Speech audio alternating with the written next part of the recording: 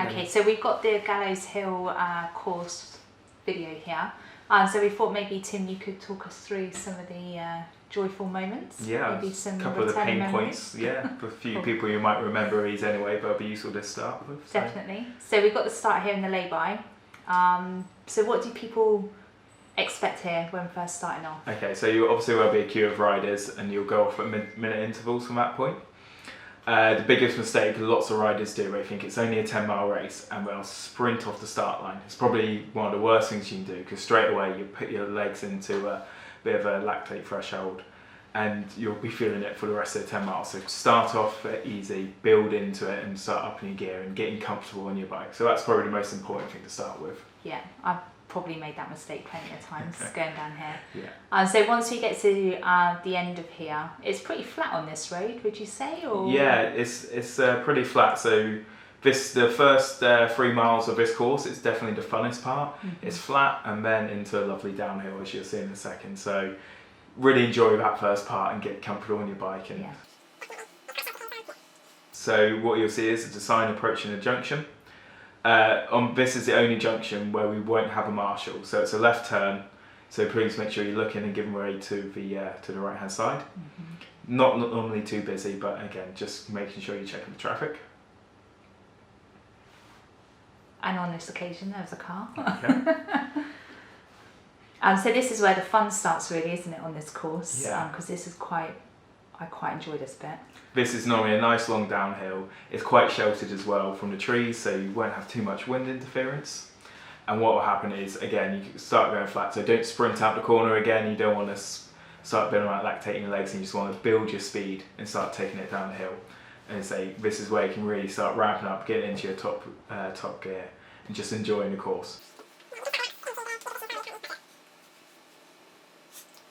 One of the mistakes the riders make on this part of the course is getting too carried away. So it's a long downhill all the way to the roundabout, and you don't want to go too hard on this point. You're not going to get any extra speed by rinsing your legs on this part, so you want to try and get into that top gear, but don't overdo it. You still got to remember, by the time you get to that corner, you've still got about 7 miles left, and they're going to be the hardest 7 miles of the course. So enjoy the speed, but don't push too hard at this point. You have to start saving stuff back ready so you can punch over those little undulations. I think there's even an uphill bit on this road, isn't there? Yeah, the best thing about this uphill part, if you are feeling good, when you go into it, your speed will carry you through a lot of the lumps. So if you have a bit of speed, it'll carry you over it and then down into the roundabout. When you're doing this in real life, you're feeling like you're Chris Froome flying around here. But when you're watching it on a video, you think, God, I'd definitely go faster than this. When that wind's whistling in your hair. Or helmet. Or helmet, yeah. Yeah. It's a little rise. I can just like push over it and... Yeah. Did you say nice view? Yeah, you get a view of the hills. You shouldn't be looking at the view. You should be head down, focusing on, alright, I'm coming around, I need to get my speed. That's why I didn't get my sub 30 last year. This is where you go wrong. You've got to lots of learn here, Susie. Thanks. Okay, so just coming into this part, you're approaching the roundabout.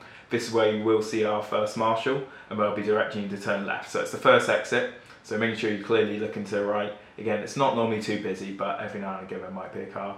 You can sweep round, and this is the first of the undulating bit of road. So it'll drop down, but then it'll start to rise up. So the main thing is probably just being in the right gear at the right time, so you're not in having too much of a low cadence to try and get over those climbs. I don't think the video does the hills any justice, really, on some of these. It does make it look flat, but when you're at that, like you're at your threshold, and when you're trying to push over a climb, it's the most excruciating thing you can do. Yeah.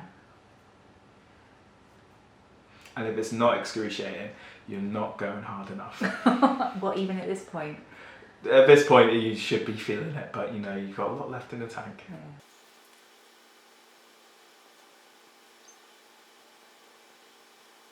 Can you remember where the halfway point is?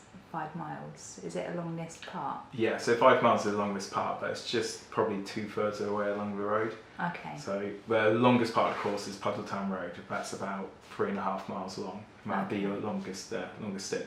This part's quite nice in the sense, although it's undulating, generally you'll have a tailwind, so normally you get a westerly wind, and this road runs straight from west to east, so you can normally get a nice tailwind which will sort of carry you along.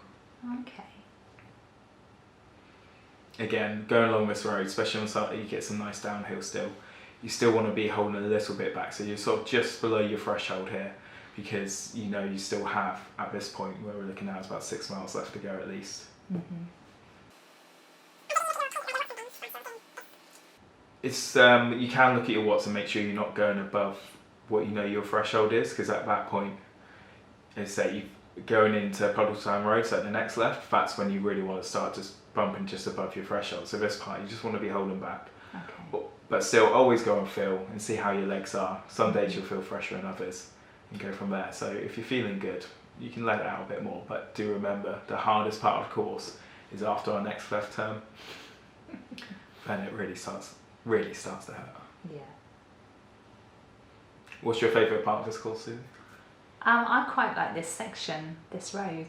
Yeah. I think because you know it's smack bang in the middle, you kind of had your fun. You can get into a real steady stream, and you're mentally preparing yourself for the soul-destroying 3 and a bit miles left. That's it. Yeah, you're right. This part, you're getting a really nice rhythm. You're normally on top of your gear. You don't have to do too much, and you just glide along.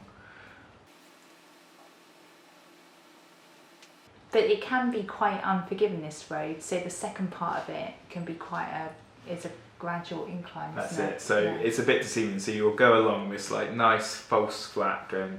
So you'll be cruising, holding quite a high gear and feeling quite good. However, you get to 3 little lumps. Yeah. So as I say in the video, they won't feel like much, but as you hit them, best to try and count them through 1, 2, 3, as you just go up them and push towards the top. So this is the first one. Again, try and use your speed to carry over it, and then it'll flatten out and go again. So it's like doing 3 little interval section. This is by far my worst part of the course, because I've had a nice average speed, I've really built it, and this is where you'll see it drop off. But don't panic about that. And then this is the third little lump where it just goes over and you'll plateau, and once you get around the corner you'll see the final left turn ahead as well. It's a real sharp left turn as well, isn't it? So you tend to sort of like check over your right shoulder before turning into this corner. That's right. So if there's no traffic behind you, have a look over your right shoulder for that. And then if there's not, you can take it slightly wider, and you'll be able to take a bit of speed into the corner. Just be really careful not to drift across the right line, because there could be traffic on the other side, and just watching if there's only a little bit of gravel on the road. However, a marshal will be there to warn you as well. Yeah. They're pretty handy, the marshals. Yeah, exactly. All our marshals are in high vis as well, so you see them, and they'll also stick out a hand as well, just to point you in the direction of where you need to go. Really important when you come out of that corner, you won't take it at too much speed. Like the start and like the other corners, don't sprint out of it, because this road now can be really long. Okay. You want to just build into it again gradually, because it'll go flat and it'll start to rise up, and it's roughly about 3 miles of just a nice gentle incline. Nice. It will not. Nice. Yeah, it won't feel nice. It can feel quite lonely on this part of the course. I know you sort of like you do the time trial on your own, generally individual ones, but it can feel really alone. It's always a nice feeling if you can catch a minute man, or you can see him just in the distance. It gives you that sort of character chase. Yeah. So you can see that, and it helps you stop feeling like, where is everyone gone? Or as people are overtaking you, in my case, you get the "come on, Susie, keep too far, keep going." If you do overtake someone, do give them a little shout of encouragement. Yeah, it does help. Yeah. So this road can be really deceiving.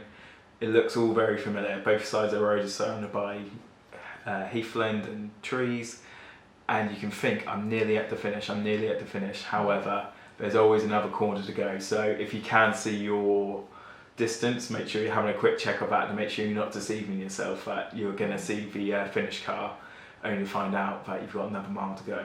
We've all done that, and I think we've all had our souls destroyed as that happens. The reason we really want to save your energy for this part as well, so say the last 3 miles, they are all uphill, so you'll probably be pushing just above your threshold power if you're using a power meter, or if you're going on fill, you're sort of looking at 9 out of 10 along this whole part of the road. It's going to really hurt trying to push up these lumps. And generally this road also has a headwind as well. As I said before, we normally have that westerly winds, and this is now sort of tracking back northwesterly, so it will hurt. It gets a bit of shelter, but Yeah. it doesn't feel like it. No.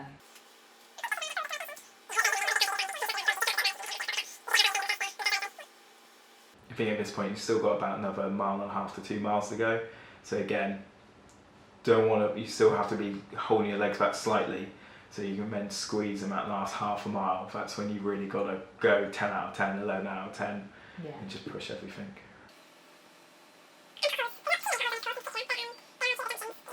It can be really tempting on a time trial because you're hurting so much just to ride with your head down. Mm-hmm. Make sure you're always trying to look up and seeing what you're doing. Yeah.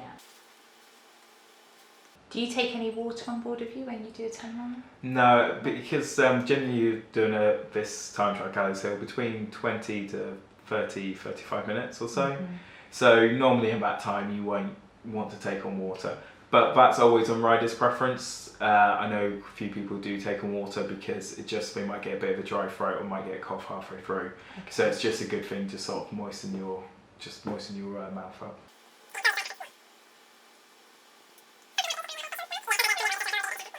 Okay, so you're coming around this corner.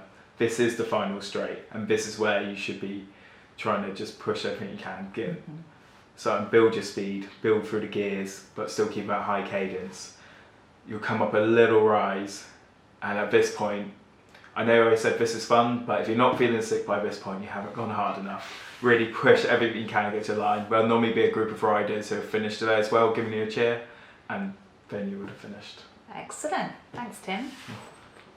Okay. And you know, if you've got any comments or questions, like and subscribe down below. Yeah. You look really gangster. yeah. Well, what's the way around here? Just press on my Onto face. his face. Press on the money maker right there. So thanks for watching, guys. I hope you found it useful, especially for those that have never done a TT before and considering it. It's great fun. I joined last year and completely got the bug for it. Yeah. But if you've got any questions or you'd like more information, then let us know in the comments below, and we're happy to take those off and add them to the series of videos. Yeah, it's that sort of just turn up and ride. It's a super friendly bunch of people who ride time trials every week, really supportive and have loads of knowledge. So if you have any questions, most people will be able to help and give you support. So no reason not to turn up to your first time trial this year. Yeah, absolutely. See you there. Perfect.